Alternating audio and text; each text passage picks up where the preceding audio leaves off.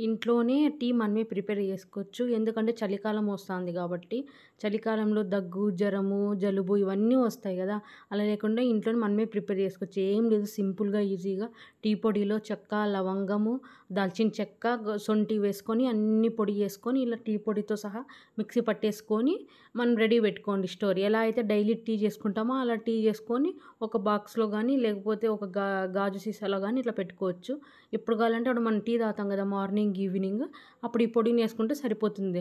అప్పుడప్పుడు లవంగము, దాల్చిన చెక్క, ఇలాచి అవన్నీ ఏసుకునే పనేముండదు. డైరెక్ట్ ఇట్లానే ఏసుకొని మనం స్టోర్ చేసుకొని ఎప్పుడు కావాలంటే మనకు టీ ఎవరైతే రిలేటివ్స్ వచ్చినప్పుడు, బంధువులు వచ్చినప్పుడు టీ చేసిస్తాం కదా! అలా వాళ్ళకి కూడా డైరెక్ట్ ఇస్తే ఆ ఫ్లేవర్స్ అన్నీ దాంట్లోకి యాడ్ అయిపోతాయి. టీ అయితే ఎంత టేస్ట్ ఉంటుందంటే అంత అమోఘంగా ఉంటుంది టీ. ఎప్పుడే టీ తాగని వాళ్ళు కూడా ఈ టీ ట్రై చేసినాక ఖచ్చితంగా తాగుతారు. అంత బాగా ఇష్టపడతారు టీని. చూడండి మనకి ఇట్లా చేసుకున్న తర్వాత తాగుతే ఉంటే ఆ స్మెల్ అంతా వస్తుంది.